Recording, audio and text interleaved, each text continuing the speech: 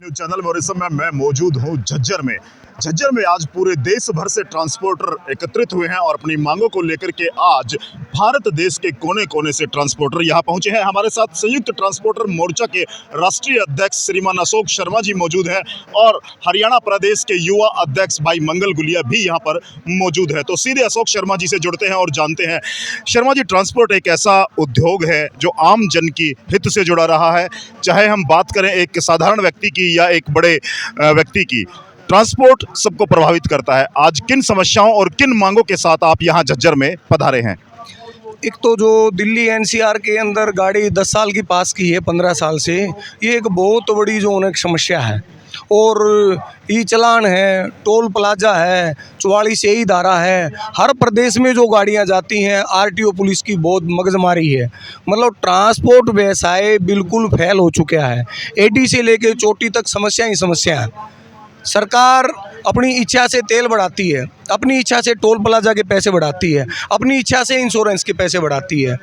अभी हम इतने परेशान हो गए हैं कि हर प्रदेश में घूम घूम के हम अपना समर्थन मांग रहे हैं। सभी ट्रांसपोर्टर भाइयों से, ट्रक ऑपरेटरों से बात कर रहे हैं, भाई हमें क्या करना चाहिए। तो एक ही रास्ता हमें नज़र आता है कि हम अपना कोई सबसे बड़ा कोई आंदोलन करें, और आंदोलन के हमारे पास कोई रास्ता भी नहीं बाकी रहा है।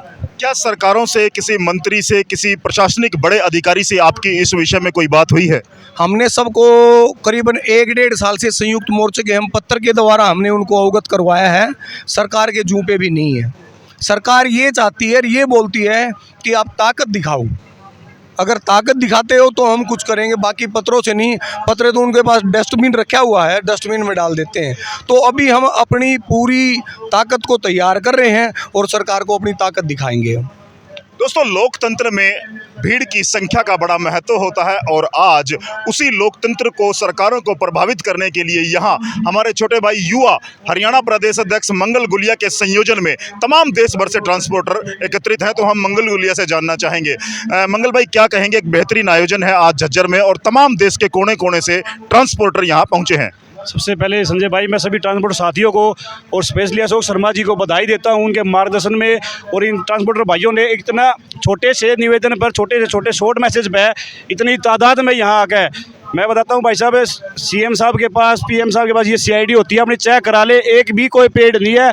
सभी दुखी हुए वे ट्रांसपोर्टर भाई यहाँ पहुँचे हैं जो अपनी मांग, अपना दुखी हो गया सरकार के आगे गाना चाहते हैं। अब सरकार देखते ही हमारी सुनती है या नहीं सुनती है। अगर सरकार नहीं सुनती है तो मैं सरकार को अवगत कराना चाहता हूँ, अगर कल को ये संगठन, ये जनता किसी भी मूड पर, किसी भी रोड पर जा सकती है, उससे कुछ भी अगर कोई जनहानि होती है तो उसका स्वयं जिम्मेवार सरकार होगी, ना कि ये ट्रांसपोर्ट मोर्चा होगा। सरकारों से लड़ाई अक्सर लंबी हो जाती है। हाल ही में आपने आरक्षण देखा होगा, जो किसान सड़कों पर बैठे रहे थे। तो क्या आपकी ट्रांसपोर्ट यूनियन एक लंबी लड़ाई के लिए भी तैयार है? भाई साहब, हमें सैकड़ों को मिला है। जैसे किसान आंदोलन हुआ था, ये भी हम भी उन्हीं के सपुत्र हैं और उन्हीं से हमने सीखा है, जब लड़ाई सारी कितनी भी लंबी हो जाओ, हम आखिरी दम तक इस पगड़ी की, इस ट्रांसपोर्टर भाई की शान को झुकने नहीं देंगे और अपनी मांगे मनवा कर रहेंगे। बहुत बढ़िया। और देखिए, जब व्यक्ति किसी कार्य से दुखी होता है और कोई भी वो जो प्रोफेशन करता है, जब उससे वो दुखी हो जाता है, तभी वो सड़कों पर उतरने का निर्णय लेता है। ऐसा आज निर्णय यहाँ झज्जर से लिया जा रहा है, सरकार से अपनी मांगों को मनवाने के लिए आर पार की लड़ाई का निर्णय। आप क्या कहना चाहेंगे? सरकार की लूट हमारे को, कई लोगों को तो पता नहीं है। पहले BS4 ले आए, फिर BS6 ले आए, अब ये BS6 आया जी, पोल्यूशन नहीं होगा। तो पोल्यूशन पर्ची किस नाम की? पोल्यूशन पर्ची काटी जाती है, दिल्ली में NGT लिया जाता है। तो सरकार से पूछने वाला है क्या कोई? सरकार किसी की सुनती क्यों नहीं? नितिन गडकरी कहते हैं रोड अच्छे अच्छे बना रहे हैं, टोल भी अच्छे अच्छे ले रहे हैं। नई नई कंपनी अशोक लीलैंड के साथ, आइसर के साथ, टाटा के साथ बड़ी डील हो रही है इन लोगों की। हमारी पुरानी गाड़ियों को स्क्रैप किया जा रहा है। उसके पीछे एजेंडा समझो, उसके पीछे एजेंडा है इनको गाड़ी बेचना, कमीशन खाना। ये लोग क्या करते हैं, गाड़ी नहीं बिकेगी तभी इनको कमीशन आता है। BS6 का जो फॉर्मूला है वो आपके सामने है। BS6 से ना तो इन्होंने NGT हटाया और ना ही पोल्यूशन को ख़त्म किया।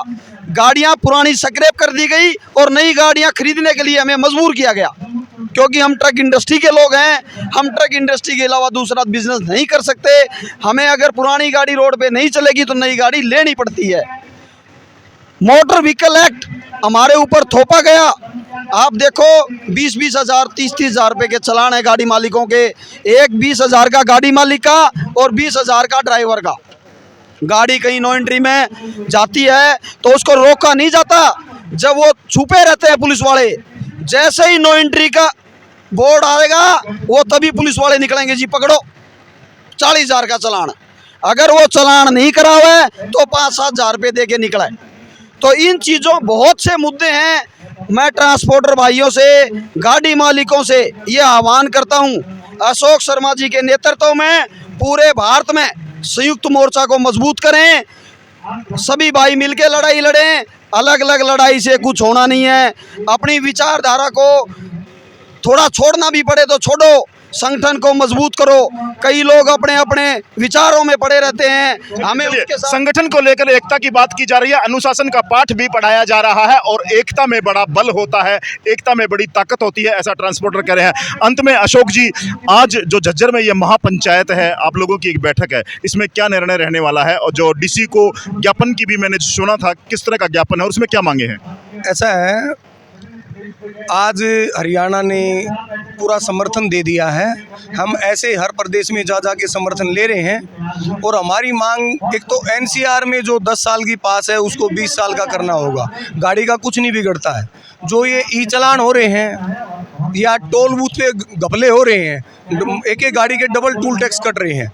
44 ए धारा है, थर्ड पार्टी इंश्योरेंस है। एक दूसरा बॉर्डर है, एक दूसरे प्रदेश को क्रॉस करते हैं तो ऐसे लगता है जैसे पाकिस्तान में घुस गए। नरेंद्र मोदी जी, हमारे प्रधानमंत्री जी क्या कहते हैं? एक भारत श्रेष्ठ भारत। एक भारत श्रेष्ठ भारत उस दिन होगा, एक भाव एक भाषा, समस्त प्रदेश हो भ्रष्टाचार मुक्त, उस दिन होगा एक भारत श्रेष्ठ भारत। हम इसके लिए सरकार के साथ थे, हैं, रहेंगे। अगर ऐसा होगा तो, अन्यथा हम उसके खिलाफ कार्रवाई करवाएंगे। चलिए देखिए, ट्रांसपोर्टर्स की अपनी मांगे हैं जिनको लेकर के अब वो कमर कसते नजर आ रहे हैं और झज्जर से, हरियाणा प्रदेश की शुरुआत झज्जर से हो चुकी है। तमाम ट्रांसपोर्टर यहाँ पहुंचे हैं, देश के कोने कोने से यहाँ आए हैं। उनकी एक ही मांग है कि ट्रांसपोर्ट व्यवसाय की तरफ सरकार ध्यान दे, उसके प्रमोशन की तरफ ध्यान दे। मंगल भाई, आप हरियाणा प्रदेश से संबंध रखते हैं, झज्जर जिले से। सरकार की ओर से बड़े बड़े दावे किए जाते रहे हैं बेरोजगारी को लेकर के, रोजगार को लेकर के, और जब एक युवा रोजगार के लिए आगे निकलता है, वो अपना स्वयं का रोजगार सर्जित करने का प्रयास करता है, तो ये दिक्कतें उसके सामने आ रही हैं जो आप बता रहे हैं। अंत में आपकी ओर से क्या संदेश रहेगा? संजय भाई, मैं बताना चाहूँगा, ये रोजगार ही है ट्रांसपोर्ट। आज जब एक ट्रांसपोर्टर मरता जा रहा है तो रोजगार तो खत्म ही हो रहा है। और मैं सरकार को एक निवेदन करना चाहूँगा, सरकार, प्रदेश सरकार को आगे आके संयुक्त ट्रांसपोर्ट मोर्चा का माध्यम बनकर केंद्र सरकार से हमारी बात रखवाने के लिए हमारे बीच में माध्यम बनने का कार्य करना चाहिए। ये मेरा सरकार से, हरियाणा सरकार से निवेदन है, पर्सनल निवेदन है पूरे ट्रांसपोर्टर भाइयों की तरफ से। चलिए, सरकारों को एक बड़ा संदेश दिया गया है कि वो इस ट्रांसपोर्ट व्यवसाय के तरफ ध्यान दे, इनकी समस्याओं को सुने। हरियाणा सरकार से भी मांग की गई है कि वो माध्यम बने और केंद्र सरकार तक या माननीय परिवहन मंत्री तक इनकी बातों को पहुंचाया जाए, वरना कुछ ही दिनों में आपको हरियाणा से शुरुआत हुए एक बड़े आंदोलन का रूप आपको देखने को मिल सकता है। समाचार क्या